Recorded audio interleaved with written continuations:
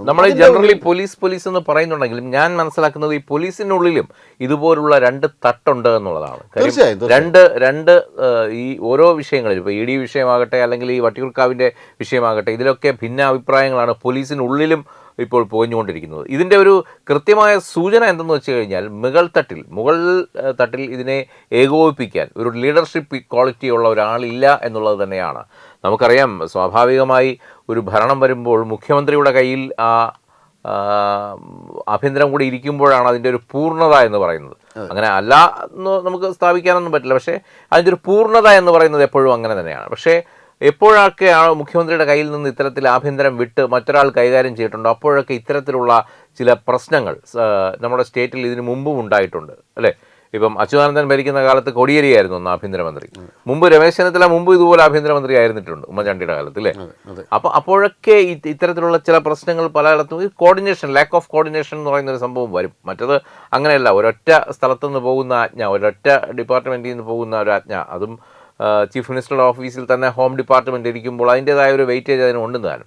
പക്ഷേ ഇതിപ്പോൾ ഇങ്ങനെ മാറി നിൽക്കുമ്പോൾ ഉണ്ടാകുന്ന പ്രശ്നമാണ് ഇത് എന്നുള്ളതാണ് അവിടെ ഒരു കൂട്ടർ സംസാരിക്കുന്നത്. പക്ഷേ അത് പാടെ അത് മാത്രമല്ല കാരണം.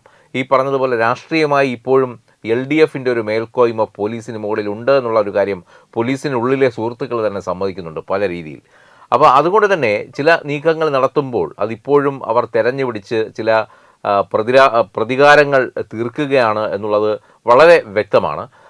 എന്തായാലും ഈ സുഗതനെ പോലുള്ള ഒരാളിനെ അറസ്റ്റ് ചെയ്യാൻ ഇത്രയധികം കോലാഹലങ്ങൾ പോലീസ് കഴിഞ്ഞ ദിവസം വട്ടിയൂർക്കാവിൽ രാത്രി കാട്ടിക്കൂട്ടണമായിരുന്നു എന്നുള്ളത് ഇപ്പോൾ പോലീസിനുള്ളിൽ തന്നെ വലിയ ചർച്ചയായിരിക്കുകയാണ്. കാര്യം ആകാശത്തേക്ക് വെടിവെക്കുന്നു, അദ്ദേഹത്തിൻ്റെ ഭാര്യയെ ഉപദ്രവിക്കുന്നു, കുട്ടികളെ ഉപദ്രവിക്കുന്നു, ഒരു ഭീകരാന്തരീക്ഷം സൃഷ്ടിച്ചുകൊണ്ടാണ്. അതും പുള്ളി വെറുമൊരു കാപ്പ കേസിൽപ്പെട്ട ഒരു ഗുണ്ടയല്ല, പുള്ളി ഒരു കൗൺസിലറാണല്ലേ, ഉത്തരവാദിത്തപ്പെട്ട ഒരാൾ കൂടിയാണ്. ആ ഒരാളിനെ പിടിക്കുമ്പോൾ ഇത്രയൊക്കെ കോലാഹലം വേണമെന്നുള്ളതാണ്.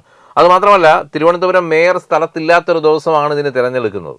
ഒരുപക്ഷെ മേയർ ഉണ്ടെങ്കിൽ മേയറുടെ ഒരു ഇടപെടലൊക്കെ ഉണ്ടാവും എന്നുള്ളതുകൊണ്ടായിരിക്കാം മേയർ കൃത്യമായി ഡൽഹിയിൽ പോയ ദിവസം രാത്രിയാണ് ഇത്തരത്തിലുള്ള ഓപ്പറേഷൻ പ്ലാൻ ചെയ്യുന്നത് പോലും. അവിടെ ഉണ്ടായിരുന്ന ആൾക്കാർ, ആ ദൃശ്യങ്ങളിലൊക്കെ കാണാം, അവിടെ ഉണ്ടായിരുന്ന ആൾക്കാർ ഈ പോലീസിനെ ആക്രമിക്കാനൊന്നും ശ്രമിച്ചിട്ടില്ല, അവിടെ കൂടെ ഉണ്ട് എന്ന് മാത്രമാണ്. പക്ഷെ ആ ഉണ്ടായിരുന്ന ആൾക്കാർക്കെതിരെ പോലീസിനെ അറ്റാക്ക് ചെയ്തു എന്നത്. അതെ, സുഗതന്റെ അനുയായികൾ പോലീസിനെ ആക്രമിക്കാൻ ശ്രമിച്ചു എന്ന തരത്തിലാണ് ഒരു നരേറ്റീവ് അവർ സൃഷ്ടിച്ചെടുക്കാൻ ശ്രമിച്ചത്. അതൊക്കെ നമുക്കറിയാമല്ലോ, അത് പോലീസിൻ്റെതായ ഒരു ബുദ്ധിയാണത്.